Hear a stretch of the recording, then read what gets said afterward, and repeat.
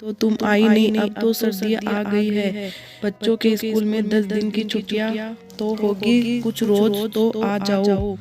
क्या माँ को मिलने का तुम्हारा मन नहीं करता? इतने लोगों के होते हुए भी मेरा यहाँ मन नहीं लगता है। बिंदु जी फोन पर अपनी बेटी नैना को बोल रही थी। नैना बोली, क्यों माँ, भैया भाभी है, बच्चे भी है, फिर भी आपका मन क्यों नहीं लगता है? और सर्दी अभी इतनी तो नहीं पड़ रही है, फिर आपको इतनी ठंड क्यों लगती है? पहले तो आप कहती थी कि रजाई में मुझे गर्मी लगती है, अब आप कहती है उसी रजाई में आपको ठंड लगती है, ऐसा क्यों? मैं बिंदु जी बोली, पता नहीं बेटा, अब आंखों से उतना दिखता भी नहीं है, ना तो उतना चल फिर पाती हूँ मैं। रजाई भी पहले की तरह भारी नहीं है, बहुत हल्की हो गई है। अब मैं बहू से बोली तो वो बोली, ये वही रजाई है, बुढ़ापे का शरीर है, इसलिए शायद आपको ज्यादा ठंड लगती है। अब तो ईश्वर से कहती हूँ इस ठंडी तो मुझे ले जाए, अब तो ठंडी गर्मी कुछ भी बर्दाश्त नहीं होता, बेकार मैं बच्चों पर बोझ बनी बैठी हूँ। नैना बोली, माँ ऐसी बातें क्यों करती हो? देखो भाभी की माँ आपसे भी ज्यादा उम्र की है, फिर भी कितनी आराम से रह रही है। बिंदु जी बोली, माँ हाँ, क्योंकि उन्हें मेरी तरह इतनी दवाइयाँ जो खानी नहीं पड़ती, और उनकी बेटी हर 6 महीने में उनसे मिलने जाती है।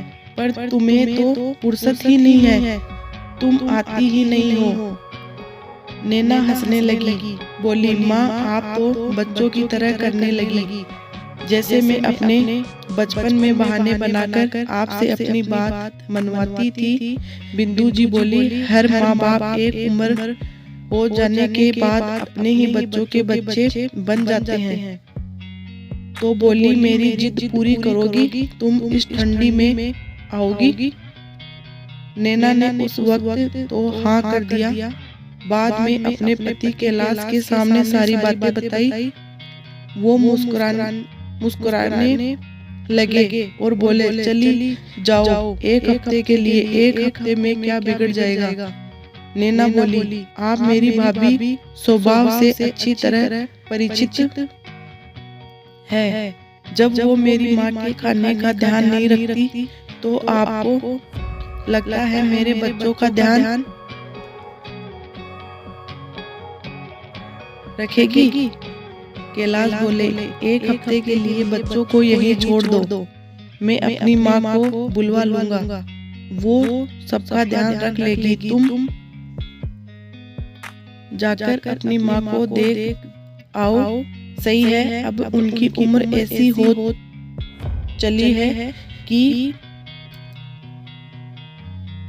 आज है कल नहीं, तो उनकी ये भी इच्छा पूरी कर दो। पति की बात मानकर 2 रोज बाद नैना अपनी माँ के घर चली गई।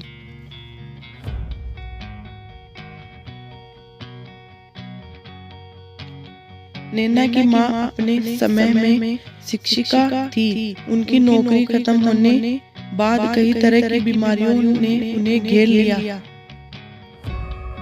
बेटे की शादी के बाद बहू को आते ही उन्होंने घर की सारी भागदौड़ दे दी थी। बहू उसे संभालने की जगह सभी रिश्तों को तोड़ मरोड़ कर रख दी।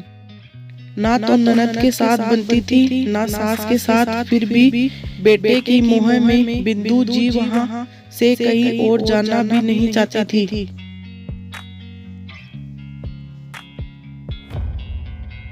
जब नैना आई तो उसकी भाभी रिंकी उसे देखकर मुस्कुराने लगी और खटा करके बोली, आप कैसे अपने बच्चे और पति को छोड़कर यहाँ चली आई? क्या आपको उनकी चिंता नहीं होती है? इतना भी मायके घूमने का क्या शौक है कि अपनी बूढ़ी सास पर पूरे घर की जिम्मेदारियां आप छोड़ आई? नैना मुस्कुराकर बोली, भाभी जब तक माँ है तब तक तो मायके आऊंगी, अब चाहे आपको पसंद हो या ना पसंद हो।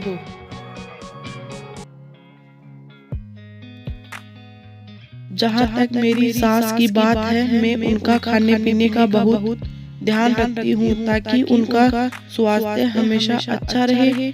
आज उनका स्वास्थ्य अच्छा है और मुझे उन पर पूरा भरोसा है, तभी तो पूरे घर की जिम्मेदारी उन्हें सौंप कर आई हूँ।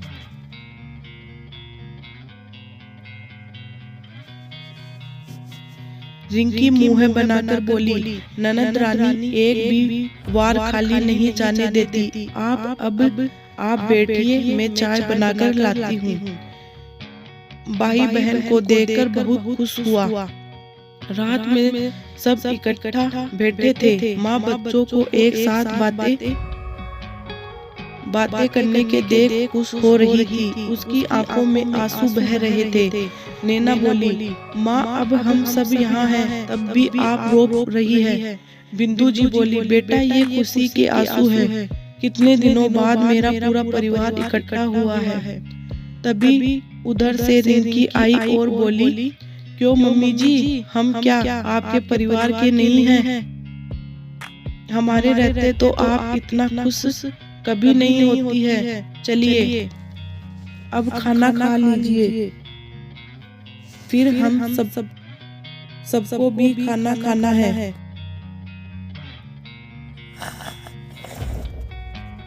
नैना बोली, भाभी माँ के कहने का ये मतलब नहीं है। बहुत दिनों बाद में और भाई साथ इस तरह से बैठे हैं।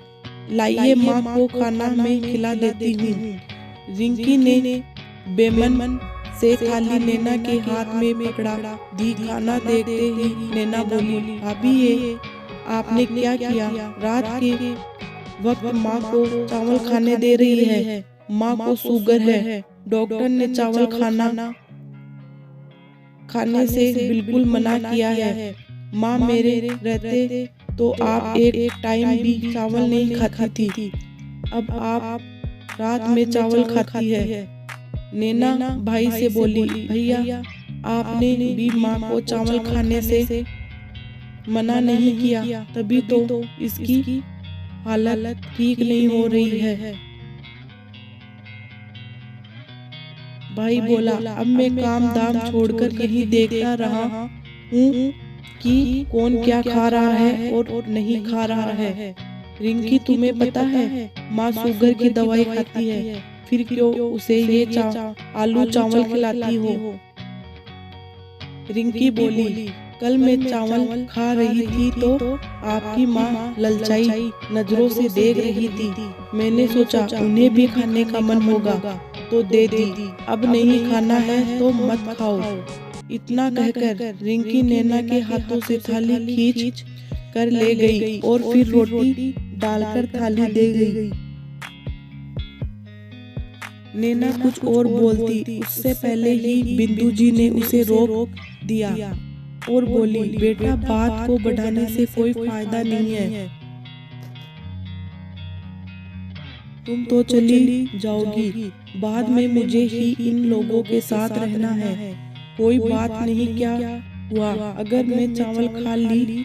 दवाई थोड़ी ज्यादा ले लूंगी, कुछ नहीं होता है। बस तुम मेरे पास बैठो, मुझे अच्छा लग रहा है। नैना माँ को खाना खिलाई, फिर दवाई देकर जब सुला रही थी, जैसे ही वो रजाई अपनी माँ के पैरों पर रखी, बोली, ये तो बहुत हल्का है माँ, इसमें तो आपको बहुत ठंड लगेगी। माँ बोली, तभी तो मैं तुम्हें कह रही थी मुझे बहुत ठंडी लगती है। लगता है ये रजाई बहुत पुरानी हो गई है, इसलिए इतनी हल्की हो गई।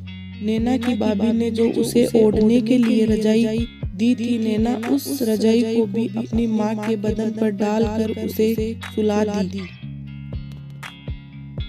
अगली सुबह जब माँ निश्चित होकर सो रही थी तो नैना रसोई में अपनी भाभी के पास गई और बोली, भाभी ये आप माँ के साथ क्या कर रही है?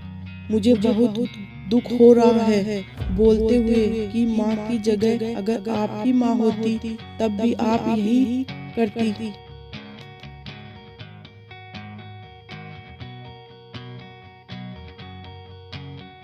रिंकी बोली, अब मैंने सुबह सुबह क्या कर दिया? अभी आए हुए आपको एक रोज नहीं हुआ कि मायके में अपना हक जमाने लगी हो। मुझे भी बहुत बुरा लग रहा है। कहते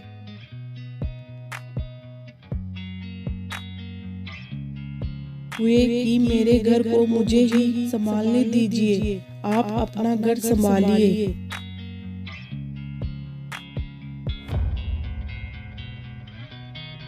नैना का भाई चाय लेने के लिए रसोई में आया और बोला, अब क्या बात हो गई नैना? क्या कर दिया इसने? तुम तो जब से आई हो इसके पीछे ही पड़ी गई हो।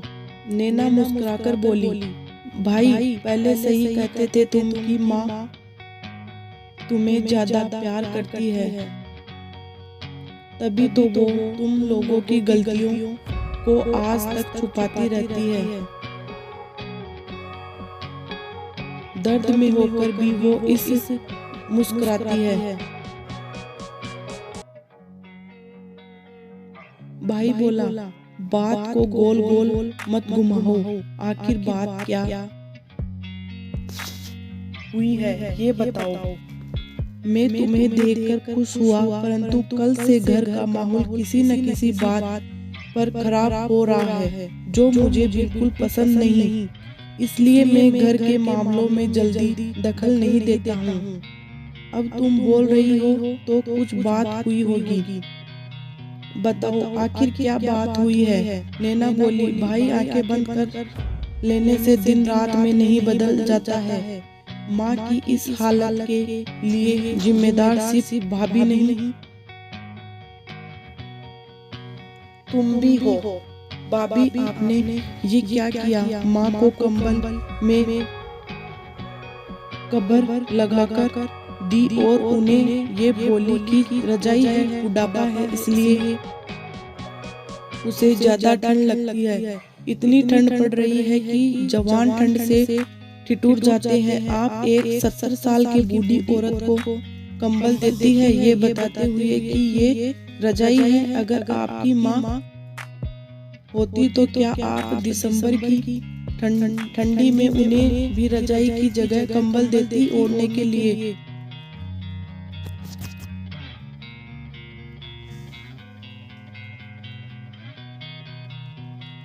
नैना का भाई पत्नी की ओर आश्चर्य भरी नजरों से देखा तो वो बोली, अब मैं क्या करती? मेरा बेटा अलग सोता है, उसे भी तो ठंड लगती होगी। ये तो ऐसे भी इस रूम में सोती है जहाँ से हवा तक नहीं आती है, तो इन्हें कौन सी ज्यादा ठंड लगेगी? अब मैं अपने बच्चे को देखूं या इनको, जिनका एक पाँव कर्ब्स में लटका हुआ है। तभी उधर से नैना का भतीजा सौरभ आया और बोला, मम्मी ये आपने क्या किया? दादी की रजाई मुझे दे देती थी। अरे मैं तो रजाई ओढ़कर और पंखे चलाकर सोती हूँ, मेरा काम तो कंबल में भी चल जाता, परंतु दादी के साथ आपने ऐसा क्या किया? आप ये सोचिए, कल को अगर मैं आपके साथ ऐसा करूँगा तो आपको कितना दुख होगा। मुझे आपसे ऐसी उम्मीद नहीं थी। इतना कहकर सौरभ वहाँ से चला गया। बेटे की बातों में रिंकी को अंदर तक हिला के रख दिया। 2 रोज तक वो बहुत कम बोल रही थी, चुपचाप बस अपना काम करती थी। नैना अपने भतीजे को भी समझाई और अपनी माँ से उन बातों के लिए माफी मांगने के लिए बोली। 2 रोज बाद जब नैना जा रही थी तो अपनी भाभी से बोली, मेरे पास अब कुछ कहने और सुनने के लिए बचा नहीं है।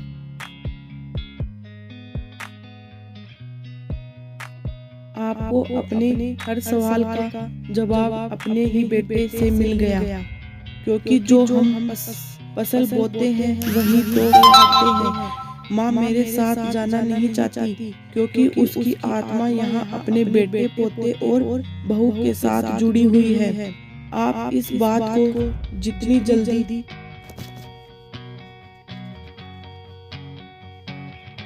समझ जाएगी, आगे चलकर उतनी ही तकलीफ कम होगी।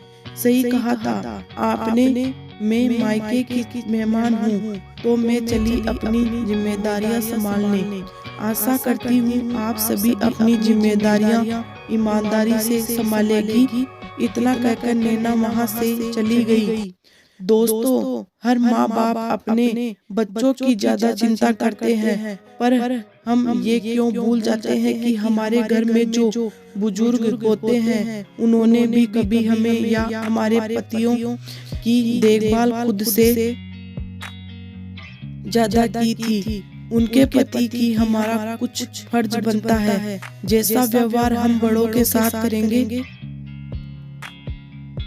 वही देखकर तो हमारे बच्चे भी सीखेंगे। आगे चलकर कभी ऐसी परिस्थिति ना आए, उसका ध्यान हमें अभी से रखना होगा। दोस्तों, आपको कहानी कैसी लगी कमेंट करके जरूर बताइएगा। कहानी पसंद आई हो तो वीडियो को लाइक शेयर करें और चैनल को सब्सक्राइब करें। वीडियो को पूरा देखने के लिए बहुत बहुत धन्यवाद दोस्तों।